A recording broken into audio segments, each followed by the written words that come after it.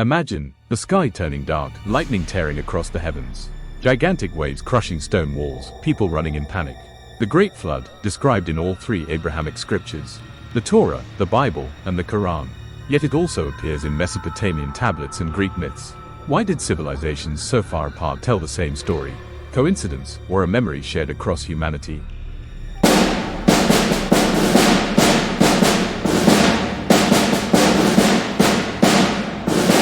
In the Epic of Gilgamesh, the flood was sent by the gods as punishment.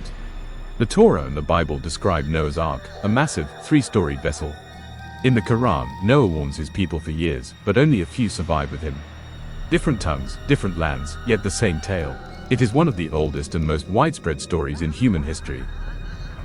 Noah stood before his people. With his staff in hand, he raised his voice, "The disaster is near." But they mocked him, laughed at him, and turned away. In scripture, this moment symbolizes mankind's arrogance, ignoring every warning until it's too late.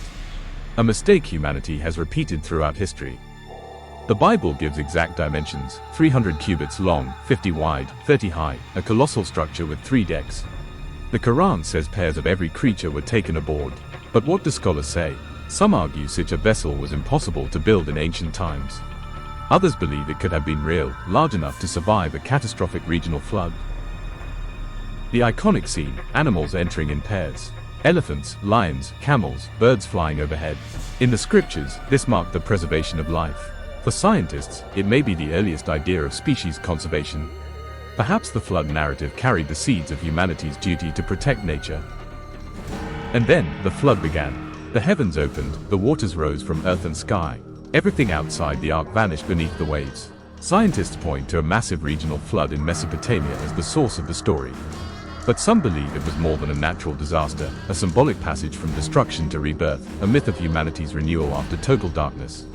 Was it a historical event, or a metaphor for creation from nothing? Even today, explorers search Mount Ararat for Noah's Ark.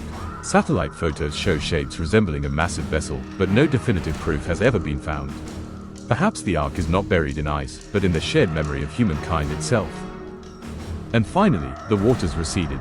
The Ark came to rest, and a new world awaited. According to scripture, God placed a rainbow in the sky, a covenant of peace, a promise of renewal. Science explains it as nothing more than sunlight through rain. But for humanity, it became a timeless symbol of hope. Myth or reality, the choice is yours.